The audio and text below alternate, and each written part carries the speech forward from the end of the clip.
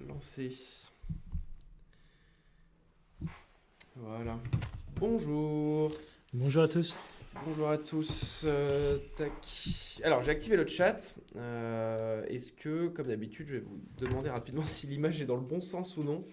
Que je valide au moins ça. Et après, on est bon. Bah, parfait. Merci Jean-Christophe. On va discuter 30 secondes, histoire d'attendre que tout le monde arrive. On est déjà une petite cinquantaine. Mhm. Alors, je vais me présenter rapidement. Donc, Pierrick Baron, je suis commercial B2B chez JDOM depuis 2 ans maintenant. Et je suis accompagné de Thomas. Ouais, donc chez JDOM depuis 11 ans maintenant, donc ça fait un petit moment.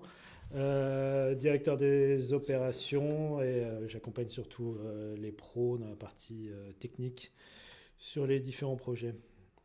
Voilà. Bon, l'image est pixelisée. Alors, on est en. Bon, on a le retour à chaque fois, hein. On est en train de voir pour améliorer la partie réseau pour qu'on puisse être un peu plus tranquille sur la qualité d'image. Mais bon, ça viendra avec le temps. Et puis, comme toujours, le replay sera en HD sur YouTube. Donc, si vous voulez le regarder un peu plus sympathiquement, ce sera possible. Je vais lancer une petite question pour savoir un petit peu si vous avez déjà fait des installations en Zigbee sur du tertiaire. Euh, alors je sais que certains l'ont déjà fait pas mal. Je sais que d'autres sont en train de se poser la question. Je pense que toi, personnellement, avec les intégrateurs que tu accompagnes, est-ce que tu as pas mal de gens qui font du Zigbee ou qui commencent à en faire, ou est-ce que ça reste un peu marginal pour le moment? Alors le Zigbee ici, il est assez utilisé, surtout quand il y a du résidentiel, en vérité, un peu moins en tertiaire, parce que les besoins ne sont pas les mêmes, mais à partir du moment où on a besoin de réactivité, on retrouve beaucoup de projets avec ce genre de réseau, que ce soit du Zigbee ou du Z-Wave. Voilà, et aujourd'hui, le Zigbee prend un peu le lead par rapport au catalogue qui est quand même beaucoup plus large que celui du Z-Wave et des produits qui aujourd'hui sont pro et plutôt abordables, pareil par rapport à ce qu'on avait en Z-Wave. Donc oui, il y a des projets autour du Zigbee, surtout quand il y a besoin de réactivité entre guillemets dans les équipements. Bah, du coup, Jean-Christophe, je vois ce que tu dis par rapport à un seul contrôleur possible dans le JDOM. C'est vraiment l'objet du webinaire. C'est de présenter une nouvelle infra où on va garder une seule JDOM sur le terrain et on va pouvoir mettre ces petits trucs. Alors j'en ai plusieurs à vous montrer, on va les présenter pendant le webinaire, mais du coup voilà, on a ces nouvelles passerelles qui intègrent Z2M Hmm. et ce qui va nous permettre, alors on va préciser un peu plus loin, on peut en mettre un seul par installation, mais du coup on peut arriver à en mettre plusieurs par installation et on va pouvoir avoir 3, 4, 5, 6, 10 contrôleurs Zigbee, en avoir 10 par installation et du coup effectivement faire du multi-bâtiment sur un même site ou voilà, ce genre de choses. Hmm. Bon, ça va commencer à être un peu plus simple à mettre en place. Et bah écoutez, on va commencer. Alors on va parler de deux marques aujourd'hui qui vont être Nodon et SMLite, donc qui sont les premiers du marché à proposer des produits comme ça. A priori, vu comme ça marche, je pense qu'il y aura peut-être d'autres acteurs qui vont arriver avec des nouveaux produits. Oui, après, il y a une expertise à avoir niveau soft qui est un peu différente des autres contrôleurs qu'on a eu jusqu'à présent, puisque là, ils embarquent, mais on va en parler, ils embarquent la partie software sur la partie Zigbee. Donc, effectivement, ça demande des compétences que tout le monde n'a pas. Aujourd'hui, Nodon a ses compétences et SMLite, historiquement, l'a également. Allez, on va attaquer directement. Alors, on fait un petit laïus comme d'habitude pour rappeler un petit peu ce qu'on fait nous chez JDOM et Domadou, parce qu'on fait les deux. Donc, on accompagne des intégrateurs. Alors, on accompagne le grand public en étant grossiste, en vendant des produits. Là, typiquement, on va parler beaucoup de Zigbee, mais on vend également du LoRa, du Z-Wave, du Enocean, un peu tout ce qui existe. Et du coup, JDOM, on a la partie également grand public où on continue de vendre un peu de matériel et de la solution à des particuliers. Mais surtout, on accompagne des intégrateurs dans la mise en place de solutions GTB, intelligentes, remontée de données, un peu tout ce qu'on retrouve aujourd'hui sur le marché, en allant jusqu'à de la plateforme cloud aujourd'hui avec des outils notamment Thingsboard. Donc voilà, l'objectif c'est de rester 100% indépendant et de se servir d'outils open source, ce qui est un petit peu la philosophie chez nous. Petit rappel également des intégrateurs qu'on accompagne aujourd'hui. Donc en bref, voilà, on a AG Terme sur la région de Toulouse ou Bordeaux. Bon, Bordeaux, pardon. tout l'ouest Tout l'ouest, français, tout l'ouest français. Bretagne. Sogetrel un peu partout, Fauché, Genatis, Verdon, Vitaclim, Keeping, Ecologique Solutions, IMACT et Smart Green. Alors c'est pas exhaustif, hein, il y en a d'autres. On a mis les plus gros entre guillemets. Mais voilà, on améliore et on fait grossir cette diapo à chaque fois et ça nous fait toujours plaisir de vous la montrer. Et on va attaquer directement. Alors là, sur la partie technique, je vais plutôt laisser Thomas présenter un petit peu le protocole. On va présenter les Zigbee, un peu ce que c'est Z2M, et on va présenter MQTT, enfin voilà, un peu tout ce qui va nous servir pendant le webinaire. On va vous expliquer comment ça fonctionne. Et puis je te passe la parole. Non, pas de souci. Alors bon, je pense que le Zigbee est quand même aujourd'hui un protocole très populaire, donc je pense que la plupart d'entre vous en ont déjà entendu parler, voire utilisé. L'idée derrière le Zigbee, c'est d'avoir une fréquence en 2 Go, donc qui est une fréquence internationale, à la différence d'autres protocoles comme le Z-Wave ou le Enocean ou même le LoRaWAN, qui sont sur des fréquences plus basses et donc qui sont différentes en fonction des continents. Donc là, on est vraiment sur quelque chose d'international. Ça permet de réduire, je pense, les coûts de production, notamment de cette puce, et donc derrière pouvoir fournir des produits qui sont sur des gammes tarifaires qui sont quand même plus basses que sur des technologies zonées. Donc les caractéristiques principales du Zigbee, c'est son mode de fonctionnement, on le verra un peu plus loin, hein, qui fonctionne en mesh, c'est-à-dire que les différents équipements vont pouvoir communiquer entre eux et vont, entre guillemets, se créer des routes pour étendre la couverture d'un réseau dans un bâtiment ou dans un logement. La portée en indoor n'est pas de la longue portée, c'est plutôt de la courte portée. On est plus long que du Bluetooth, mais on est quand même limité sur une portée entre 10 à 30 mètres. C'est à titre informatif. C'est à titre informatif, puisque en réalité, ça dépend d'énormément de critères sur les murs, de comment ils sont faits, s'il y a du métal, pas de métal, etc. Il y a beaucoup de choses qui peuvent venir perturber un réseau, mais le fait qu'ils soient en réseau mesh apporte derrière normalement une qualité de réseau et de signal qui permet de couvrir quand même des espaces relativement grands, bien que la portée de pair à pair, entre guillemets, soit pas très grande. Alors, pour répondre à votre question, Nicolas, on a mis 10 à 30 mètres, ça ne veut pas dire qu'il faut être entre 10 et 30 mètres, hein, c'est la portée max. Donc si on est à 2 cm, ça marche. Juste précision rapidos.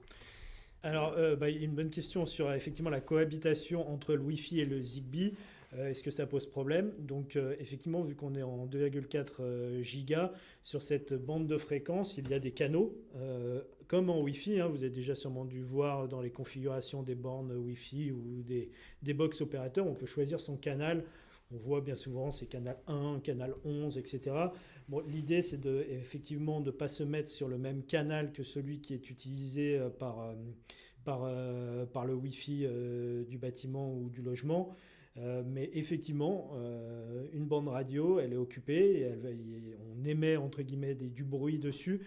Donc c'est important de s'assurer qu'on n'est pas sur le même canal que la partie Wi-Fi, surtout si on est sur une grosse infrastructure Wi-Fi derrière avec beaucoup d'utilisateurs, comme un bâtiment tertiaire, je ne sais pas, où il y aurait des centaines ou des milliers d'utilisateurs du Wi-Fi.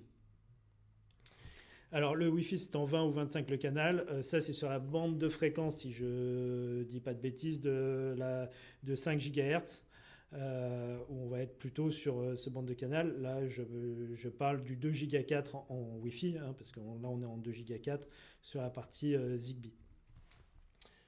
Bon, tac. Donc sur le fonctionnement du Zigbee, et puis je continue à répondre à vos questions. Attends, vous avez peut-être des cadeaux de préférence à avoir en Zigbee. Alors, ça dépend, parce qu'il y a certains constructeurs, alors ça se fait quasiment plus, mais on a eu le cas notamment avec toute la gamme Legrand by Netatmo qui fonctionnait que sur le canal 11.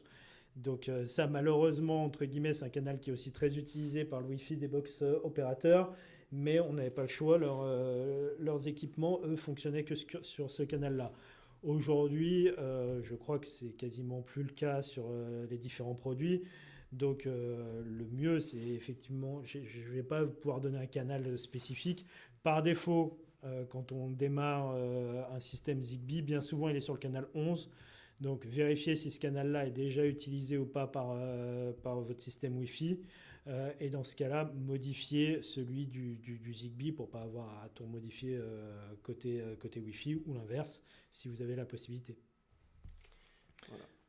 Donc sur le fonctionnement du Zigbee, alors Pierre nous a préparé un petit schéma où on voit effectivement les différents modes d'équipement, les différents types d'équipements. Donc on va voir les coordinateurs. Donc le coordinateur, c'est on va dire l'antenne principale du système. Donc dans ce schéma-là, on n'en a qu'un seul, mais avec cette nouvelle technologie, on pourrait avoir plusieurs coordinateurs sur une même installation, on va dire. Mais ils ne communiqueraient pas entre eux, on y reviendra après. Et à ce coordinateur, il va y avoir des équipements qui vont communiquer avec. Alors soit des équipements j'ai essayé de simplifier, mais soit des équipements qui sont sur pile et donc qui ne vont pas faire office de routeur, c'est-à-dire qu'ils ne vont pas relayer les informations ou les trames pour les équipements finaux, pour des équipements sur pile. Soit des équipements effectivement alimentés, alors comme un micromodule, comme une prise, comme tous les équipements qui vont être alimentés électriquement et qui, eux, vont faire office de routeur et donc vont faire passe-plat pour les équipements qui sont un peu plus loin dans le réseau et qui n'auraient pas accès directement au coordinateur. Donc on voit bien sur le schéma, l'intérêt c'est qu'un équipement va pouvoir passer par plusieurs routes pour atteindre le coordinateur, donc l'élément central qui derrière après va être le système domotique ou GTB, ou on l'appellera comme on veut, mais qui va être la partie automatisation au niveau du coordinateur. Voilà pour le fonctionnement en gros du Zigbee sans rentrer trop dans le détail technique. Ah, je suis plus dessus. Et du coup... parce que ça, c'est une infra qui existe depuis longtemps, c'est comment ça fonctionne très concrètement. Ah bah tiens, j'ai une question de Fabrice au passage. Comment est choisie la route ? Alors en fonction de la qualité de signal et du temps de réponse en millisecondes entre les équipements. Donc ça, c'est intégré nativement dans le protocole Zigbee où les équipements vont entre guillemets, sélectionner la meilleure route pour communiquer avec le coordinateur. Est-ce qu'on peut forcer une route ? En Zigbee, je ne crois pas. Je sais le faire en Z-Wave. Ouais. En Zigbee, non. Et pour la question suivante sur la mise à jour du réseau, est-ce qu'elle est en temps réel ? Non plus. C'est bien souvent les équipements qui d'eux-mêmes, en fonction de leur firmware, de la façon dont ils sont programmés, ont une fréquence de mise à jour de leur route pour communiquer. Voilà. Tac, et si, hop. Alors, du coup, on a parlé des Zigbee en général. Ouais. Et là, il y a un truc en plus qui arrive sur le Zigbee, c'est Zigbee to MQTT dont tout le monde parle. Alors, le diminutif, c'est Z2M, si je dis pas de bêtises. Tu peux nous en dire un peu plus Alors, effectivement, Zigbee to MQTT, donc c'est un soft open source qui a été développé par une communauté d'utilisateurs et qui permet effectivement de gérer toute la stack, toute la partie protocolaire du Zigbee pour le coordinateur. Donc l'intérêt de ce logiciel-là, c'est qu'il est très répandu, très utilisé et que du coup, il intègre très très rapidement les nouveaux produits et l'intégration se fait de façon fluide. Si je prends notre cas, le cas de JDOM, effectivement, c'est assez lourd d'intégrer les produits au fur et à mesure, puisqu'on ne les a pas forcément. Il y a des produits qui ne sont pas distribués, entre guillemets, chez Domadou, et on n'a pas forcément les produits en main. Là, on se base sur une stack qui est également utilisée en partie par Home Assistant et par plein d'autres systèmes du marché, qui a une base de données très très très très importante de produits intégrés et qui évolue très vite. Et l'intérêt, c'est que de par son fonctionnement MQTT, donc pour ceux qui connaissent un petit peu le MQTT, c'est un centre de messagerie quelque part entre un système domotique et des équipements ou des autres logiciels. C'est vraiment un mode de messagerie avec des canaux de communication dans ce centre de messagerie. Et donc, son mode de fonctionnement basé sur le MQTT permet de le rendre compatible avec pléthore de solutions du marché. Et donc, on fait quelque part, de fait, une solution universelle. Alors, on sait très bien que dans ce monde-là, tout va très vite et que ce qui est universel aujourd'hui ne le sera peut-être pas demain. Mais aujourd'hui, en tout cas, le logiciel Z2M est le plus évolué sur la partie Zigbee. Et donc, c'est pour ça qu'on a fait le choix de reposer chez JDOM notre partie Zigbee dessus, que d'autres softs le font également, et qu'on essaye de contribuer aussi au développement de ce logiciel, parce que parfois on a certains matériels qui ne sont pas intégrés, donc on va proposer l'intégration auprès de Z2M pour continuer à faire évoluer cette belle brique qu'est la partie Zigbee to MQTT. Ouais, puis c'est ça qui est pas mal, c'est qu'aujourd'hui, tous les produits qu'on fait rentrer au catalogue d'Omadou, en général, vu que c'est des marques entre guillemets assez traditionnelles, assez grosses, tous les produits sont toujours automatiquement intégrés à Z2M dès leur sortie, quoi. On n'a pas à s'embêter. Alors c'est vrai que typiquement, on fait beaucoup de LoRaWAN aussi, et bah là, le LoRaWAN, effectivement, il faut prévoir l'intégration dans le plugin. Alors il y a moins de modules, donc c'est plus. Mais là, les catalogues sont énormes. Hein. Ouais, allez-y. Pardon.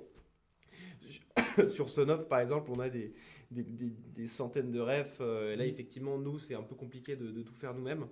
J'avais juste une question rapidement par rapport au schéma d'avant. Est-ce que la route donc, du routage Zigbee change dynamiquement tout seul si un équipement devient HS? Alors, ça dépend comment il a été intégré. En fait, quand on fait une intégration en Zigbee, on peut décider de l'intégrer avec le coordinateur en direct, et c'est lui, le coordinateur, qui va déterminer ensuite les routes pour communiquer, pour que le device communique. Donc, dans ce cas-là, effectivement, oui, les routes vont se refaire toutes seules. Par contre, on peut aussi décider, c'est pas vraiment forcer une route, mais de dire que quand on va intégrer un produit, il va s'intégrer via un des routeurs de notre réseau. Et dans ce cas-là, effectivement, si on perd ce routeur, et ben, la communication avec le end device derrière est perdue aussi. Donc c'est pour ça que alors ça permet de forcer entre guillemets une communication, mais je conseille quand même de à chaque fois faire l'appairage directement avec le coordinateur principal du système. Et dernière question avant de passer à la suivante. Est-ce que JDOM va pouvoir gérer plusieurs contrôleurs Zigbee distants? Bah oui, du coup, c'est un peu tout l'objectif de ce webinaire. Et en fait, c'est pas lié forcément à JDOM intrinsèquement, parce qu'en fait, là, on parle MQTT. Donc, en fait, peu importe la solution derrière, ces petits modules-là, ils vont discuter en MQTT. Mais par rapport à la question de Jean-Christophe, c'est effectivement, jusqu'à présent, on avait le même type de device qui ressemblait à ça visuellement, mais qui était en fait juste une antenne déportée. Donc la partie Z2M était toujours dans le soft, notamment dans JDOM. Et dans JDOM, on venait définir un équipement distant pour la partie contrôleur. Là, on n'est plus du tout dans ce mode de fonctionnement-là, puisque la partie Z2M est intégrée à l'intérieur, que ce soit celui-ci, celui de Nodon ou un autre. Le soft est embarqué dedans et donc va venir communiquer dans le bus de message. Et donc, il y en ait 1, 2, 5, 10. Ce sera transparent sur la partie JDOM et dans le plugin JZigbee, les équipements apparaîtront quel que soit l'équipement dans lequel il aura été intégré. Donc voilà, pour répondre à la question, non, dans JDOM, on ne met pas plusieurs contrôleurs. Par contre, dans JDOM, on va le configurer en mode distant et on va pouvoir mettre autant de passerelles, soit Nodon, soit SM Hub, pour communiquer avec JDOM. Voilà. Tac. Alors, on va faire un petit, je pense que vous avez compris, un petit laïus sur comment on faisait avant pour essayer de se débrouiller pour faire des grosses installations. Donc là, typiquement, c'est une infra qu'on avait fait sur une base vie pour mettre du Zigbee un peu partout. Donc là, on reconnaît un petit peu le schéma qu'on a vu avant, où on a des répéteurs, des end-devices pour faire un réseau maillé. Et du coup, avant, on avait deux solutions principales. Donc soit on venait éparpiller des box un peu partout sur le bâtiment pour qu'en gros, chaque box ait son propre coordinateur Zigbee. Et donc ça voulait dire que il fallait gérer plusieurs box sur le terrain, il fallait les faire communiquer entre elles avec JZigbee ou MQTT, J-Link pardon et MQTT. Et en termes de maintenance, bon c'était un peu lourd, c'était pas forcément pratique et forcément c'était un peu plus cher parce que les box ont un certain coût. Donc voilà, cette infra, bon on le faisait historiquement parce qu'on n'avait pas le choix, aujourd'hui on va s'en passer parce qu'avec ça c'est beaucoup plus pratique. Et la deuxième possibilité, c'était de virtualiser Z2M dans un NUC ou un serveur Mais bon, là, c'était un peu plus poussé en Là, termes c'était un de... petit peu usine à gaz, mais effectivement, avoir plusieurs instances Z2M virtualisées dans un NUC et qui chacune va communiquer avec un contrôleur distant. Mais là, ça devient tout de suite une organisation, une gestion qui est très complexe avec des risques en maintenance quoi, et des coûts en maintenance qui seront forcément plus élevés. Voilà. Ça sort quand? Bah, c'est sorti, c'est sur Domadou, hein. Je crois que les références, c'est SM Hub Nano ou SM Hub Essential. Bah, vous allez voir les marques de SM Lite. Par contre, le Nodon n'est pas encore sorti. On est encore en bêta test, donc j'ai pas de date de sortie pour le moment. Ça devrait pas tarder, mais les SM Lite sont déjà sortis en tout cas. Est-ce qu'il existe une limite max d'intégration de modules Zigbee dans JDOM? Non, il n'y en a pas. Non, en fait, ça va être la limite des puces derrière qui sont intégrées dans ces équipements. Alors, je me souviens plus exactement des références des puces. Il y en a qui sont limitées autour de 64 ou 128 directement dans le coordinateur. Hein, donc, ce que je disais par rapport à l'appairage, si on appaire directement avec le coordinateur, on peut être limité par le nombre, par le coordinateur. Mais je pense qu'ils sont plutôt élevés au niveau de ces équipements-là. Eux recommandent de toute façon, que ce soit Nodon, je crois, ou SM Lite, 60 équipements en direct avec le coordinateur. Alors, du coup, je dois changer mes contrôleurs SM Lite. Bah, pas forcément, mais bon, effectivement, on peut pas faire juste une mise à jour sur le hardware pour qu'ils deviennent hub, les SM Lite. Donc, effectivement, il faut en acheter un à part entière si on veut faire ça. Par contre, vu que le logiciel est le même, donc Z2M, hein, Zigbee to MQTT, qui soit installé sur JDOM ou embarqué sur ces équipements-là, donc dans l'idée, et à valider en fonction de la version du SM Lite qui est utilisée, mais c'est de faire un backup de la puce dans la partie Z2M et de faire un restore dans l'équipement, dans le Z2M embarqué dans ces équipements-là, afin de migrer l'installation. À valider en fonction des versions et des générations de puces à l'intérieur, mais dans l'idée, c'est quelque chose de réalisable. Voilà, tac. Bon, je pense que vous avez commencé à comprendre un peu comment ça fonctionnait, mais on va faire un dernier appel pour que voilà, ce soit bien clair. Ouais. Je te laisse. Oui, donc dans l'idée, effectivement, comme on a dit, on a nos différents équipements embarqués avec Z2M embarqué. Ils vont tous communiquer donc, sur un broker. Donc l'idéal, c'est que le broker soit embarqué sur JDOM, puisque ça permet de gérer cette partie broker dans JDOM. Mais on peut aussi fonctionner, et ça c'est une des caractéristiques qui est pas mal sur celui de Nodon, on peut être en multi-bridge directement sur les équipements, sur celui de Nodon, où il a son propre broker à l'intérieur. Et donc dans JDOM, on va déclarer le broker de la passerelle Nodon, et derrière, on va communiquer via le broker de la passerelle. Les deux architectures sont possibles. On pense, dans un point de vue de simplicité, c'est que la partie broker, parce qu'il est forcément utilisé pour les autres plugins et pour les autres fonctionnements, il est dans JDOM. Donc le plugin MQTT Manager, qui de toute façon s'installe automatiquement quand on installe le plugin Zigbee, lui va installer le broker. Et donc sur les différents bridges, on va venir configurer donc l'adresse IP du broker de la JDOM avec son identifiant mot de passe. Et on va venir du coup communiquer comme ça via ce broker. D'ailleurs, j'ai fait une erreur, j'ai mis JMQTT, mais en fait c'est MQTT Manager. Oui, bon, les deux fonctionnent. Il y a le plugin JMQTT qui est un plugin tiers, mais qui sait gérer plusieurs brokers. Donc dans l'idée, on pouvait avoir le broker interne de JDOM plus des brokers externes, ou le plugin MQTT Manager qui lui ne gère que le broker interne, mais permet ce mode de fonctionnement également.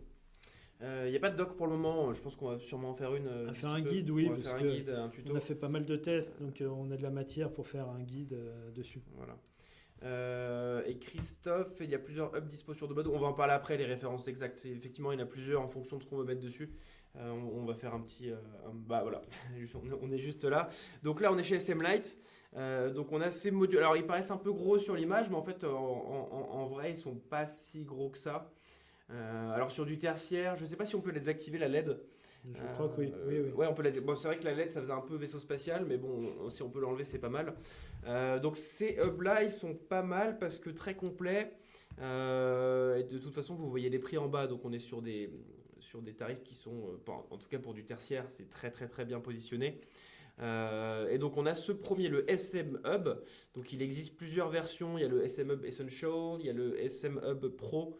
Ben bon, vous pouvez aller sur Dobadou, les comparer un petit peu. J'ai pas tout le détail des différences. Et voilà, en gros, ça s'alimente en PoE ou en USB-C. Donc sur du tertiaire, c'est super pratique. Il y a du Wi-Fi intégré si on veut. Donc il y a le Linux qui est embarqué dessus. Mais ça, je pense que c'est plus si on veut bricoler dessus ou faire des trucs en plus. Oui, dans tous les cas, oui, il y a un OS dessus. Donc il y a le Z2M dessus, il y a le broker MQTT et au client, donc ça c'est ce que disait Thomas. On peut également faire du Z-Wave en plus si on veut. Donc après c'est des options, hein, des antennes qu'on peut ajouter selon les différents modèles. Et ils sont annoncés monter jusqu'à 60 capteurs, mais ça fait sens par rapport à ce qu'on voyait nous avant, par rapport au nombre max de capteurs Zigbee qu'on pouvait mettre sur une même instance. Voilà, au-dessus de 60, il commence à y avoir un peu des soucis.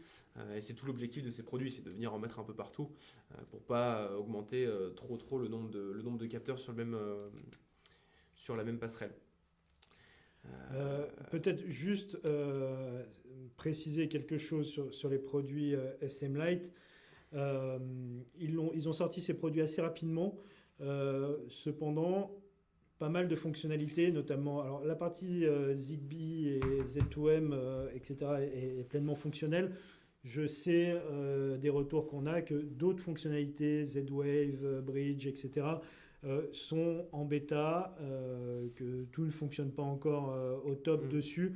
Donc voilà, la partie Zigbee est fonctionnelle, on l'a bien testé, elle fonctionne bien. Je sais que sur les autres fonctionnalités, ils l'ont sorti assez rapidement, entre guillemets, en bêta, leurs produits. Mais tout n'est pas fonctionnel. Donc, oui, c'est assez nouveau quand même. Alors, ils les ont envoyés sur le marché histoire de tester à grande échelle, mais ils ne sont pas à 100% opérationnels, même si sur le Zigbee ça marche bien. PoE à bannir généralement. Pas forcément. Pas forcément. Il y a un petit module spécifique que SM Lite vend pour faire du PoE. En général, c'est souvent comme ça. Il faut l'alimentation du constructeur. Sinon, on n'est pas sur les bonnes versions. Ça peut faire des problèmes. Mais non, PoE, il n'y a pas de souci en tant que tel. Ces hubs embarquent leur propre broker MQTT. Est-il possible d'utiliser le broker de MQTT Manager à la place de ces appareils? Oui, c'est ce que tu disais tout à l'heure. Oui, dans la configuration. Et là-dessus, je vous invite effectivement à regarder les docs. Et Nodon a également une doc qui est assez complète sur leur GitHub avec des schémas de principe et avec effectivement le mode de fonctionnement avec soit le broker intégré, soit les faire communiquer avec un broker externe. Donc voilà, les deux modes de fonctionnement fonctionnent sans problème. L'alimentation du PoE, on va voir comment il tient le temps. Non, mais le PoE, nous, on n'a pas trop de soucis. Il faut faire un peu gaffe, quoi, prendre le bon matos, mais en général, c'est assez fiable. Et du coup, bon, voilà, on a le vaisseau spatial et on a la version qui. Alors, c'est le même casing que le SLZB06, peu importe les versions. Donc voilà, on est sur un truc assez classique. Pareil, on peut l'alimenter en PoE. Il a moins le côté gadget, entre guillemets, que la passerelle de gauche. Donc pour du déploiement tertiaire basique, je pense que celui-ci c'est le plus pratique.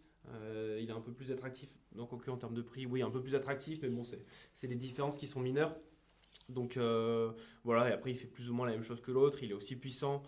Je pense pas qu'il y ait vraiment de différence de puissance entre les deux. Il y en a pas un qui va faire 120 capteurs, l'autre des 60. retours en tout cas qu'on voit dans les commentaires, parce que certains des participants ont déjà utilisé. Certains ont dit que celui-ci était plus lent que le SM Hub Essential. C'est vrai que les tests qu'on a réalisés, c'est plutôt avec le SM Hub Essential. Ouais. Donc voilà, effectivement, là-dessus, on vous fait confiance. Si vous avez eu des retours peut-être un peu plus lents dessus. Je pense que quand on aura déployé un peu plus, on saura un peu mieux faire la vraie différence entre les deux. Et puis dans tous les cas, eux, ils vont faire des petits ajustements au niveau du soft. Donc bon, on n'est pas encore un produit qui est à 1000% finalisé. Et du coup, on a le Nodon. Alors là, vous comparez en termes de taille, le Nodon est un peu plus petit. Mais pareil, on retrouve un peu les mêmes spécificités. On peut les alimenter en PoE. Il y a un petit port USB-C. Et après, pour le reste, voilà, ils font essentiellement les mêmes choses. Voilà, il y a une interface web intégrée dans laquelle on va venir régler son mode de fonctionnement.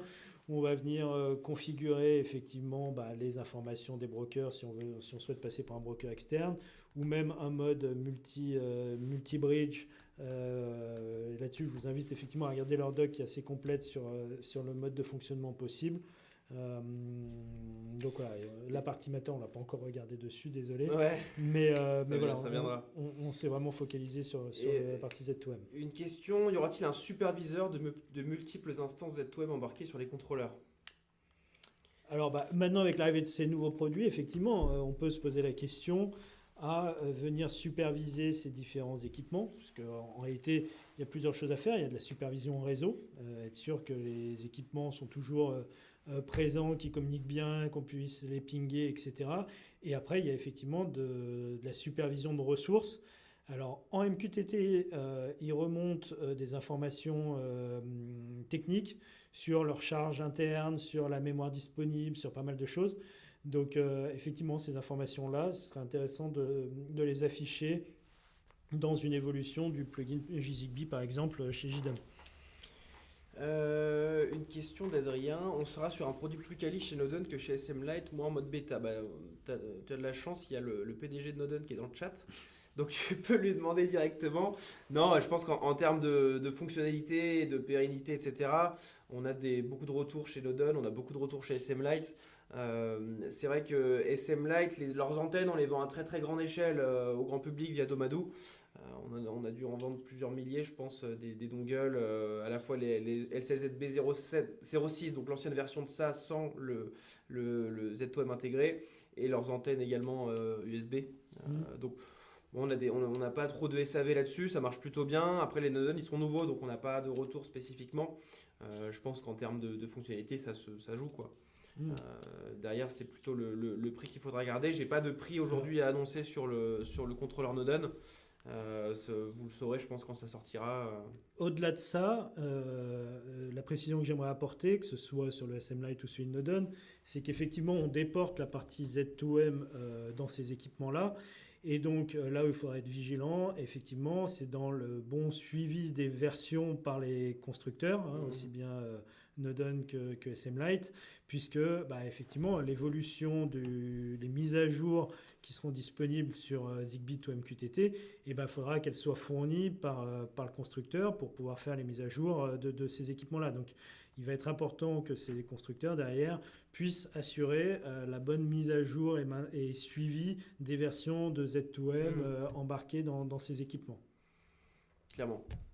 Ok.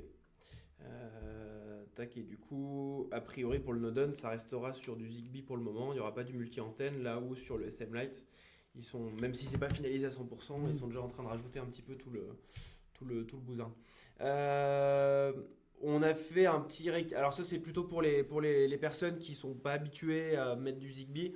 Je voulais faire cette diapo un peu pour dire que le Zigbee, des fois, c'est un petit peu vu comme grand public, ce qui est le cas.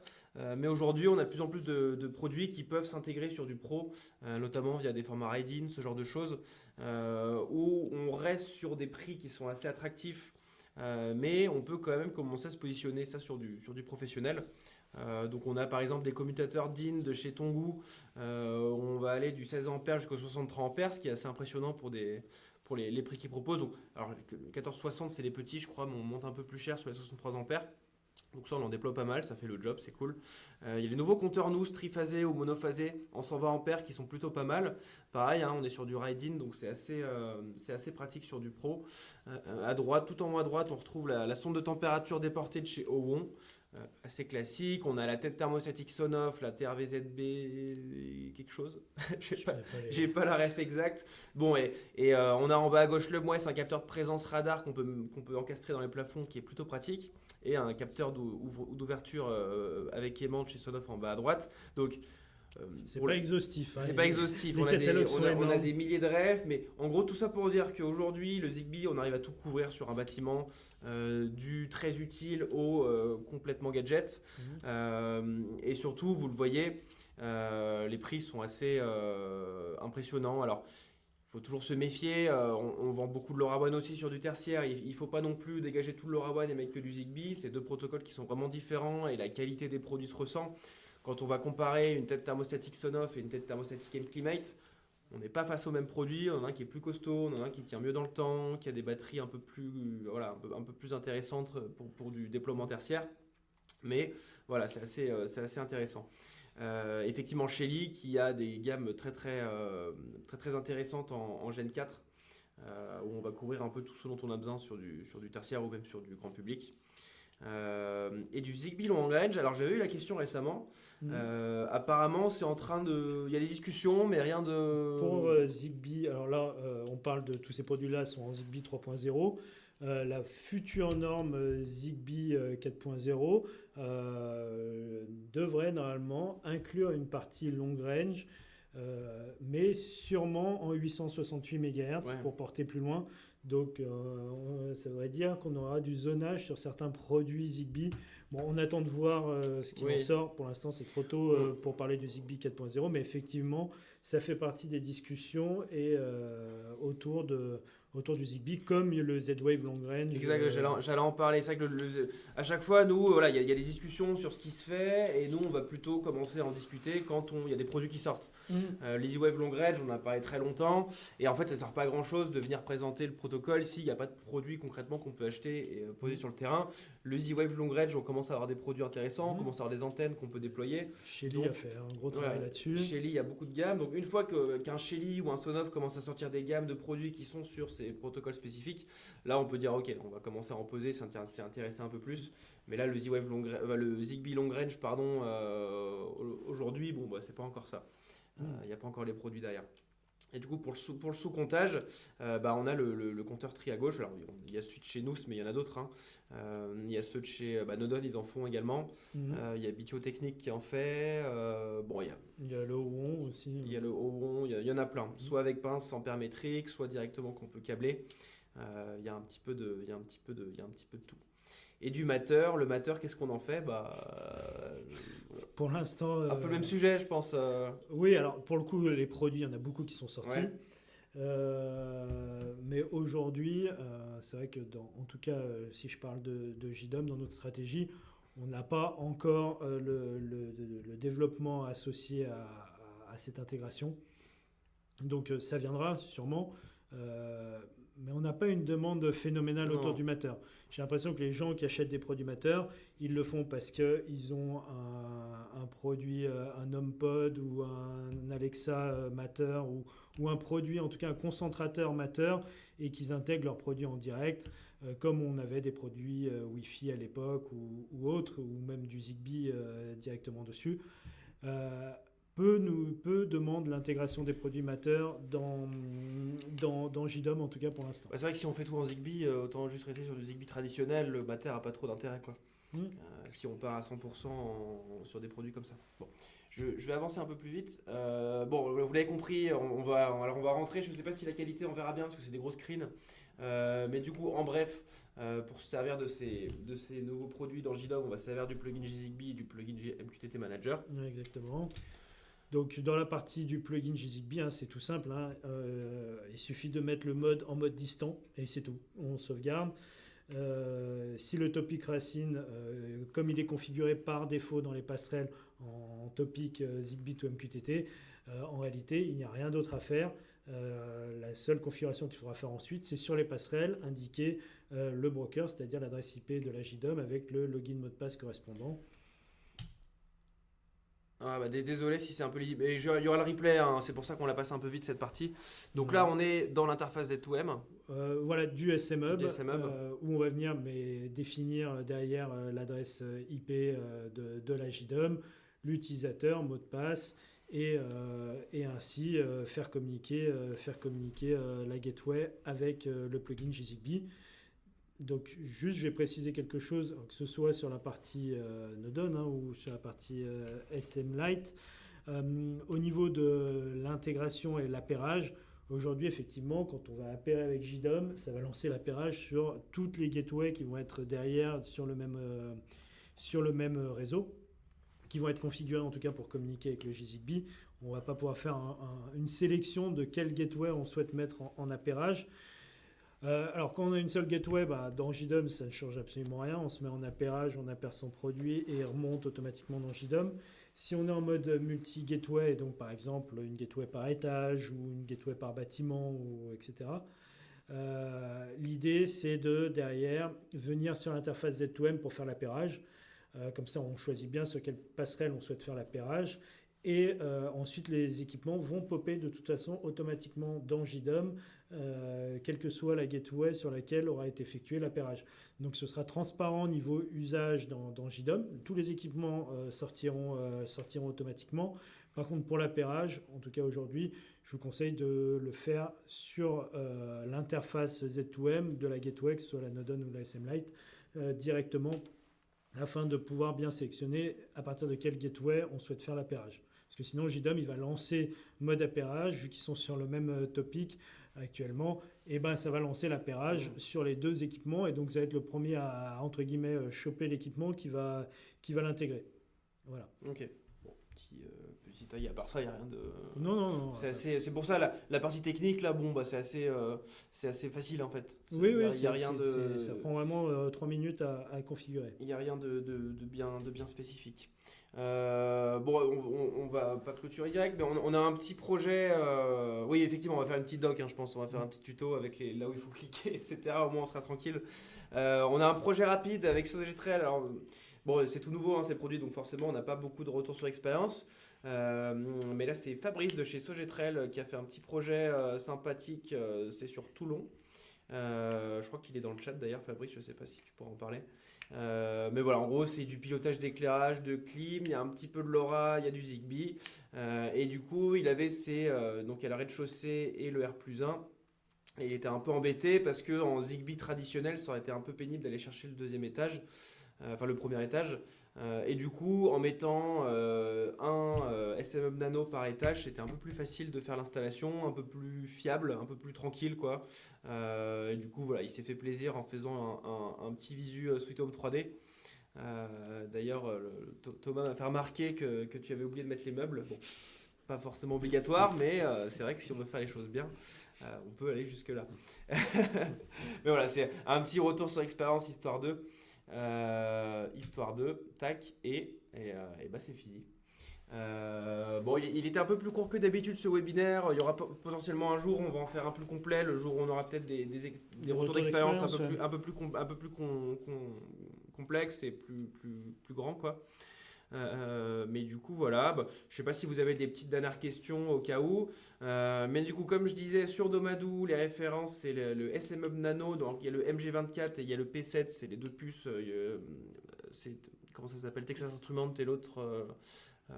C'est deux puces différentes. Nous, on sert du MG24. C'est le plus généraliste. Et derrière, on a les SM Hub Nano, les SM Hub Essential ou Pro. De toute façon, vous le verrez sur Silicon Labs, c'est ça. Ils sont sur Domadou dans la catégorie SM Lite. Il faut faire gaffe par rapport au SM Hub. Il y en a un qui n'est pas un SM Hub qui ressemble à ça, qui a le même casing, mais ça n'en est pas un. C'est un espèce de concentrateur multi-antenne, mais il n'y a pas Z2M intégré. Donc il faut faire un peu gaffe, mais c'est noté dessus normalement. Et puis voilà, est-ce qu'il existe des compteurs d'eau Zigbee? Non, je ne connais pas assez la gamme. Je crois que si. Si. Il y en a chez Domadou sur le comptage d'eau. Mais vraiment, je ne connais pas assez le catalogue est tellement énorme. Mais je crois qu'il y en a. Sur du tertiaire, moi je fais plus de l'impulsionnel avec des compteurs traditionnels, donc c'est vrai que j'ai pas tendance à en vendre. Mais oui, je crois qu'il y a des compteurs intégrés. Mais bon, après, les compteurs d'eau en général, c'est pas quelque chose avec lequel on fait au chip, quoi. Oui, mais après, souvent, c'est effectivement du compteur classique avec sortie impulsionnelle et on va venir récupérer une impulsion. Et du coup, pour le Node-on, pour finir, je sais pas quand il va sortir. Il faudra plutôt demander à Thomas Gauthier qui est dans le chat. Mais je suppose que ça sortira d'ici peu. J'ai pas d'infos de prix non plus, donc on verra. Et le fait de mixer, parce qu'il y avait la question, est-ce qu'on peut mixer le Node-on et le SM Lite? Tout à fait, nous c'est ce qu'on a fait au labo ici. Les deux communiquent de toute façon sur le même topic Zigbee to MQTT. Donc on a les deux en parallèle avec des devices sur chacun d'entre eux. Donc ça fonctionne sans problème, c'est transparent en tout cas d'un point de vue soft derrière. Voilà. Bon, oulala. si les personnes veulent participer, voilà, je vous laisse écrire un mail à thomas@nodon.fr si vous voulez recevoir comment Nodon, leur bridge, je crois qu'ils appellent ça le bridge. Si vous voulez le tester en bêta-testeur, ils vous l'enverront, comme ça au moins eux ils peuvent faire des tests à plus grande échelle. Merci pour l'un. Par contre, avec le nombre de modules dispo sur Domadou, serait-il possible d'apporter votre expertise sur la qualification des produits? Par exemple, j'ai de très mauvais retours sur la sonde de température déportée au Mont alors qu'elle est mise en avant sur vos slides. Pierre, je vous invite à m'envoyer un mail, pierrick@jdom.com. Je connais pas tout le catalogue, mais j'en connais pas mal. Donc d'ailleurs, s'il faut faire des choix sur tel ou tel produit, c'est vrai qu'il y a beaucoup de références. C'est un peu difficile des fois de faire ses courses. N'hésitez pas à m'envoyer un mail, je vous répondrai. Sachant que sur ce type de demande, on est plutôt dans le domaine de la GTB, donc autant faire du backnet. On peut. L'idée, c'est d'offrir le plus de possibilités possible. Le backnet, quand c'est possible, effectivement, c'est un très très bon protocole et hyper fiable et adapté pour la GTB. Après, dans certains cas de figure, on ne peut pas, on est obligé d'être sur de la radio, on est obligé de disperser les équipements parce qu'il y a des TD un peu de partout, parce qu'il y a des équipements un peu de partout. Voilà, l'idée, on ne dit pas que c'est la solution ultime, on dit que c'est une des solutions. C'est vrai qu'aujourd'hui, on voit les déploiements qu'on fait. Je pense pas qu'on arrivera un jour à des déploiements de bâtiments de 8 étages en 100% Zigbee. Aujourd'hui, c'est bien le Zigbee, mais pour des si gros déploiements, ça me paraît un peu risqué. Parce que c'est peut-être un peu moins fiable, un peu moins pérenne. Il y a pas mal de maintenance quand même. Il y a les contraintes de la radio. Et il y a les contraintes de la radio, et on est sur des batteries qui tiennent un peu moins de temps. Alors qu'aujourd'hui, des gros bâtiments, on va préférer les faire en LoRaWAN. Mais typiquement, aujourd'hui, le marché du décret BAX avec la GTB, voilà, on va retrouver des bâtiments un peu plus petits où là, on peut commencer à se poser la question, est-ce qu'on peut pas mettre un peu de Zigbee pour faire du comptage par-ci, mettre quelques capteurs par-là. Je connais des intégrateurs qui le font, ça marche bien pour le moment. Maintenant, il y a la contrainte financière aussi. Hein. Oui. Là, on est sur des budgets qui sont quand même beaucoup plus faibles que sur des automates. Voilà, il faut pouvoir avoir toutes les solutions en fonction du budget aussi qui est en face et pouvoir apporter des réponses qui sont valables. Exactement, ouais, parce qu'effectivement, hein, on regarde une vanne thermostatique Viki, on est à, je sais pas, 70 €, quelque chose comme ça. Une vanne Sonoff, on est à 17 €. Il y a certains clients pour la GTB très light qui n'ont juste pas les moyens en fait. Et donc, il vaut mieux faire quelque chose qui n'est pas forcément le truc parfait 100% que de rien faire du tout. Voilà. Et effectivement, Jean-Christophe, voilà, il y a du Siemens, il y a du JDOM, les deux sont sur le marché, on peut faire communiquer les deux. Il n'y a pas un acteur qui est bien et l'autre qui est mauvais. Il y a des solutions qui sont adaptées à tout type de bâtiment. Donc on peut faire un peu comme on veut. Voilà. Bon, ça part en débat. Bon, on va mettre fin tranquillement à ce webinaire. De toute façon, vous n'hésitez pas. Vous voyez le mail qui est en bas, commercial@jdom.com. Si vous avez des questions, que vous voulez faire un échange plus complet, c'est avec plaisir. Et puis d'ailleurs, voilà, on vous dit à la prochaine. On va sûrement faire un webinaire le mois prochain. Il faut que je trouve un sujet. On verra. Je vais essayer de faire ça. Et puis sinon, voilà, on vous souhaite un bon appétit. Ouais. Et on vous dit très bonne journée à tous. À la prochaine. Merci beaucoup. Au revoir. Au revoir.